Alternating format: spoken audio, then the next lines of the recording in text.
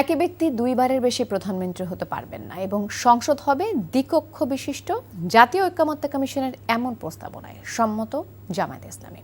তবে রাষ্ট্রপতির মেয়াদকাল ইস্যুতে কমিশনের প্রস্তাবে দ্বিমত জানিয়েছে দলটি।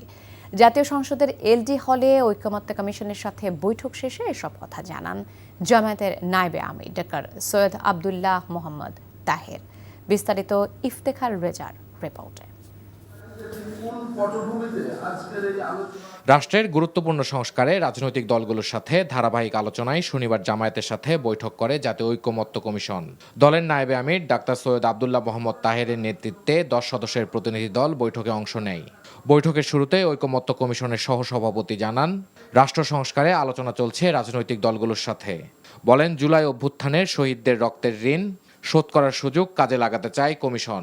যেন এই সুযোগ কোনো অবস্থাতে হাতছাড়া হয়ে না যায়, যেন এই সুযোগকে কেন্দ্র করে আমরা এমন এক বাংলাদেশ তৈরি করতে পারি যেখানে কোনো অবস্থাতেই কাউকে নিপীড়নের মুখে পড়তে না হয়।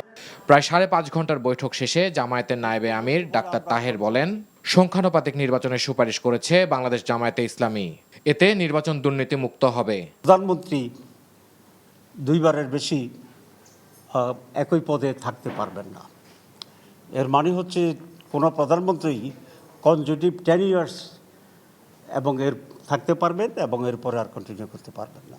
আর্টিকেল 70 যেটা আছে সেখানে আমরা কিছু অ্যামেন্ডমেন্ট সহকারে ওনাদের প্রস্তাবনার সাথে আমরা একমত হয়েছি। কমিশনের প্রস্তাব ছিল সংসদের মেয়াদ 4 বছর হবে, প্রেসিডেন্টের মেয়াদ 4 বছর হবে।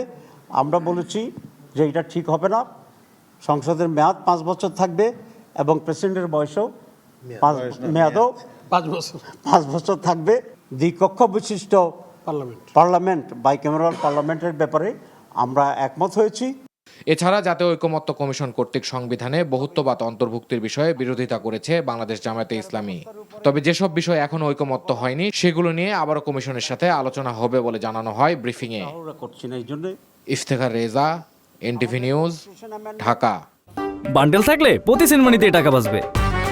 বিকাশ সেনমানি বান্ডেল কিনে জিতুন প্রতি লেনদেনে।